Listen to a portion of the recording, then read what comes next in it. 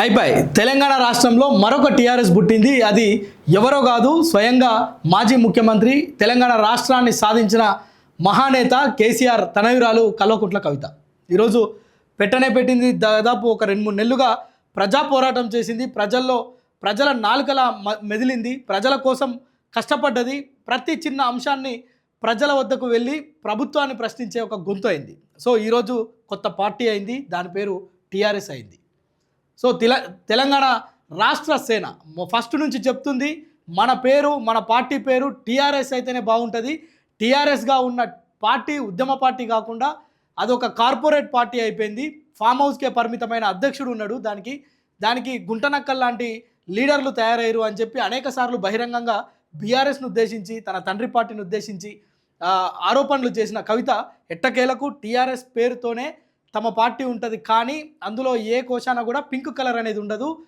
ఆ పార్టీ జెండాకు సంబంధించిన ఆనవాళ్ళు లేకుండా కొత్త జెండాను తయారు చేస్తామని ఏదైతే మొదటి నుంచి చెప్పుకొచ్చిందో ఈరోజు దాన్నే సాకారం చేసింది కవిత. ఇప్పటి వరకు మనం మాట్లాడుకున్నాం, అసెంబ్లీ శాసన మండలిలో ప్రజల సమస్యలపైన మాట్లాడుతూ చివరిసారి సమావేశంలో ప్రజలందరినీ ఉద్దేశించి మాట్లాడుతూ తన పదవికి రాజీనామా చేస్తూ బీఆర్ఎస్ పార్టీ ఇచ్చిన పదవి నాకొద్దు, ఈ పార్టీలో కొనసాగని నేను అంటూ ఒక భావోద్వేగమైన ప్రసంగం ఇచ్చి బయటకు వచ్చిన నాటి నుంచి నేటి వరకు కూడా ప్రజాక్షేత్రంలోనే ఉంటూ ఆమె ప్రజల కోసం పోరాడుతూ, ప్రజల పక్షాన మాట్లాడుతూ, ప్రభుత్వాన్ని ఎదిరిస్తూ, ప్రతిపక్షంగా ఉన్న బీఆర్ఎస్ను నానా మాటలు అంటూ, అంటే గడిచిన 10 ఏళ్ళు ప్రజలకి ఏం చేయలేకపోయిన బీఆర్ఎస్ అంటూ తీవ్ర స్థాయిలో మండిపడమే కాకుండా ఒక కొత్త పార్టీని ఏర్పాటు చేస్తా, అది సబ్బండ వర్గాలకు ఉపయోగపడే విధంగా ఉంటుందని అనేక సార్లు చెప్పడమే కాదు, ఈరోజు చేసి చూపించింది. తన పార్టీని ఒక అమ్మ పార్టీగా అభివర్ణించుకుంది కవిత. తమిళనాడులో జయలలితను అమ్మ అంటారు. ఆమె చనిపోయి ఇప్పటికీ అనేక సంవత్సరాలు అవుతున్నప్పటికీ కూడా అక్కడి ప్రజలందరూ అమ్మ క్యాంటీన్లు లేదంటే అమ్మ పథకాలనే ప్రజలందరూ కూడా విశ్వసిస్తారు. సో కొద్ది రోజులుగా మనం చూస్తే కవిత యాటిట్యూడ్ కూడా కంప్లీట్గా జయలలిత స్టైల్లో మార్చేసింది. ఆ శారీ కట్టుడు కావచ్చు, హెయిర్ చేయడం కావచ్చు, హెయిర్ స్టైల్ కావచ్చు, తన హెయిర్ క్రాఫ్ట్ కావచ్చు, మొత్తం కూడా కంప్లీట్గా జయలలిత స్టైల్ని ఇక్కడ తెలంగాణలో అమలు చేద్దాం అనుకుంటుందో ఏమో తెలియదు. స్టైల్ మొత్తం మార్చేసింది, మాట మార్చేసింది. తన వే ఆఫ్ గోయింగ్ ఏదైతే ఉంటుందో పొలిటికల్గా తను ఎస్టాబ్లిష్ కావాలనుకునే ఆ యొక్క ఆలోచన దృఢంగా దాని ప్రజల్లోకి తీసుకెళ్లే ప్రయత్నం చేసింది. అందులో భాగంగానే ఈరోజు టీఆర్ఎస్ తెలంగాణ రాష్ట్ర సేన పార్టీని ఏర్పాటు చేసింది. టీఆర్ఎస్ పార్టీని విడిచిపెట్టిన పార్టీకి బుద్ధి చెప్పాలనేదే తన ఏకైక లక్ష్యంగా చెప్పుకొస్తుంది ఇప్పటిదాకా. ఈరోజు స్టేజ్ మీద కూడా అదే చెప్పింది. టీఆర్ఎస్కి సంబంధించిన పార్టీ బీఆర్ఎస్గా మారడం, బీఆర్ఎస్ అధ్యక్షుడు ఫామ్ హౌస్లో ఉండడం, దానికి సంబంధించిన పార్టీ నాయకులు సీఎం సీటు కోసం కొట్లాడడం, ఇదే ఆ పార్టీలో కొనసాగుతుందని చెప్పి తీవ్ర స్థాయిలో బీఆర్ఎస్ పైన విమర్శలు చేసింది. అయితే రాష్ట్ర వ్యాప్తంగా తనకు ఆల్రెడీ ఉన్న జాగృతి సేన ఏదైతే ఉందో, తెలంగాణ జాగృతికి సంబంధించిన కార్యకర్తలతో పాటు సబ్బండ వర్గాలను ఈ యొక్క సమావేశానికి ఆహ్వానించింది. పెద్ద ఎత్తున ప్రజలందరూ కూడా ఈ యొక్క సభకు తరలి రావడం చూస్తున్నాం. అయితే తన పార్టీకి సంబంధించి థిక్ బ్లూ కలర్తో పాటు వైట్ కలర్ అక్షరాలతోటి టీఆర్ఎస్ అనేది వచ్చింది. దాని వెనక బ్యాక్గ్రౌండ్లో మొత్తం తెలంగాణ బొమ్మ, తెలంగాణ మ్యాప్ ఒకటి ఏర్పాటు చేసి దాంట్లో బ్లూ కలర్ వేయడంతో పాటు ఎట్టి పరిస్థితుల్లో, అంటే ఇక్కడ ముందే చెప్పింది, ఎట్టి పరిస్థితుల్లో పింక్ కలర్ అనేది ఉండదు. టీఆర్ఎస్కి సంబంధించి గతంలో ఉన్న జెండా కలరు ఇక్కడ ఏది కూడా కనిపించదని చెప్పి చెప్పడం. అదేవిధంగా మనం మొదటి నుంచి అనుకున్నాం చిలకపచ్చ కలర్ ఏదన్నా ఉంటుందేమో అని ఎక్స్పెక్ట్ చేసినాం, కానీ అది లేకుండా తన చీర అంచు ఏదైతే బ్లూ కలర్ ఉందో ఆ బ్లూ కలర్నే మనం ఇక్కడ చూస్తున్నాం. సో గత కొద్ది రోజులుగా ఈ టైప్ ఆఫ్ శారీస్ కట్టడం, తను ఒక కలర్ని ఎస్టాబ్లిష్ చేసే ప్రయత్నం చేసింది. అందులో భాగంగానే ఈరోజు కూడా ఆ పార్టీకి సంబంధించి కూడా ఆ పార్టీ జెండాలో మొత్తం కూడా బ్లూ కలర్ని నింపేసింది. సో అది దళిత బహుజన వర్గాలకు సంబంధించిన, పీడిత వర్గాలకు సంబంధించిన ఒక ఆ కలర్ అని చెప్పి కూడా తను అభివర్ణించడం. ఎట్ ద సేమ్ టైం పెద్ద ఎత్తున రాష్ట్రం నలుమూలల నుంచి కార్యకర్తలు అయితే వచ్చారు.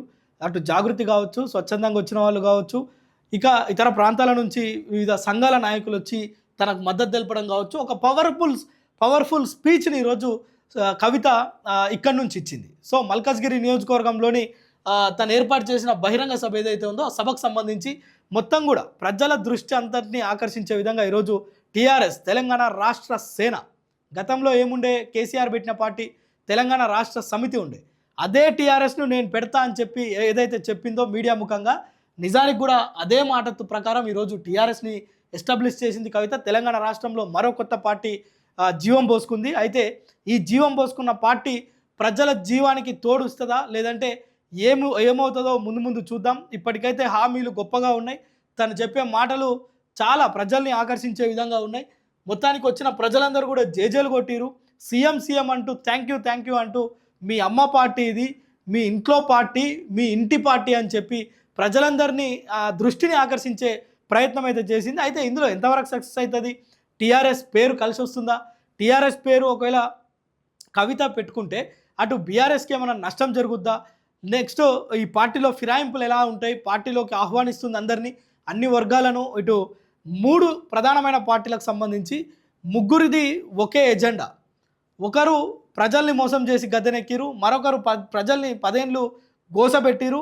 ఆ పార్టీ అధ్యక్షుడు ఫామ్ హౌస్లో రెస్ట్ తీసుకుంటుంటే ఆ పార్టీ వర్కింగ్ ప్రెసిడెంటు ఇంకొక ఆయన ఇద్దరు సీఎం కుర్చీ కోసం కొట్లాడుతురు. ఇక బీజేపీ పార్టీ ఏమో మత విద్వేషాలు రేపడమే దానికి ఉన్న ఏకైక లక్ష్యం అని చెప్పి 3 పార్టీలకు 3 ఎజెండాలు ఉన్నాయి అని చెప్పి ఆ 3 పార్టీలను ఒకే మాటలో ఖండించింది. సో మొత్తానికి చూద్దాం. ఇప్పుడు టీఆర్ఎస్ ఆవిర్భవించింది. ఈ టీఆర్ఎస్ తెలంగాణ రాష్ట్ర సేన పార్టీ కవిత దీన్ని ఏ విధంగా ముందుకు తీసుకెళ్తుంది? ఇప్పటివరకు ఉద్యమాలు చేస్తూ ప్రజలకు టచ్లో ఉన్న కవిత ఈరోజు పార్టీ రూపంగా బయటికి వెళ్తుంది. అయితే ఇంకా 2.5 సంవత్సరాలు తెలంగాణ రాష్ట్రంలో ఎన్నికలకు ఆ సమయం ఉన్న నేపథ్యంలో తను పెట్టిన పార్టీ కావచ్చు, ఈ రోజు నుంచి తనకు ఒక కొత్త జీవితం ప్రారంభించాలి. ఎందుకంటే ఇప్పటిదాకా ఒక సామాజిక ఉద్యమకారినిగా, లేదంటే కేసీఆర్ బిడ్డగానో, లేదంటే మాజీ ఎమ్మెల్సీగానో, మొన్నటి వరకు లిక్కర్ కేసులో నిందితురాలుగా పిలువబడ్డ తర్వాత క్లీన్ చీట్గా బయటకు వచ్చి ప్రస్తుతం రాజకీయాల్లోకి వచ్చి తను ఒక పార్టీ ఎస్టాబ్లిష్ చేసిన నేపథ్యంలో ప్రజల్లోకి ఏ విధంగా వెళ్తుంది, తను ఇచ్చిన హామీలను ఏ విధంగా నెరవేరుస్తుంది అనే ఇవన్నీ విషయాలు చూద్దాం. మొత్తానికైతే ఈరోజు పెట్టిన ఈ భారీ బహిరంగ సభ ఏదైతే ఉందో ఇది అన్ని వర్గాల ప్రజలను ఆకర్షించడం, రాజకీయ పార్టీలను కూడా తీవ్ర స్థాయిలో విమర్శించింది. ఈ విమర్శలు ఇవన్నీ కూడా ప్రజలకు ఇచ్చిన హామీలు, వీటన్నిటి గురించి ఇంకొక వీడియో చేస్తా. నెక్స్ట్ తను ఇచ్చిన హామీల మీదనే మాట్లాడదాం. తను ఇచ్చిన హామీలు ఎంతవరకు అమలవుతాయి, సో తన పార్టీ మనుగడ సాగిస్తుందా? ఆంధ్రాలో మనం చూసినాం, గత ముఖ్యమంత్రి రాజశేఖర రెడ్డి కూతురు షర్మిల ఒక పార్టీ పెట్టింది, విడిచిపెట్టింది, తర్వాత కాంగ్రెస్ పార్టీలో విలీనం చేసింది, ప్రస్తుతం అక్కడ పిసిసి చీఫ్గా కూడా ఉంది ఆంధ్రప్రదేశ్కి. సో మరి కవిత ఎంతకాలం ఈ పార్టీని సాగదీస్తుంది? ఒకవేళ దీన్ని సమర్థవంతంగా నాయకత్వ లోపం లేకుండా ముందుకు నడిపిస్తుంది? ఏమైనా రేపు వచ్చే ఎంపీటీసీ, జెడ్పీటీసీ, లోకల్ బాడీ ఎలక్షన్స్తో పాటు జిహెచ్ఎంసీ ఎన్నికల్లో కూడా పోటీ చేస్తామని చెప్తుంది. తన ఎఫెక్ట్ ఎంత ఉంటుంది అనేది మనకు రాబోయే ఎన్నికల్లో తెలుస్తుంది. మొత్తానికి ఈ పార్టీ కవిత టీఆర్ఎస్ పెట్టడం పట్ల ప్రజలు ఏమనుకుంటున్నారు అనే విషయాన్ని మీరేమనుకుంటారో ఒకసారి కామెంట్ చేయండి.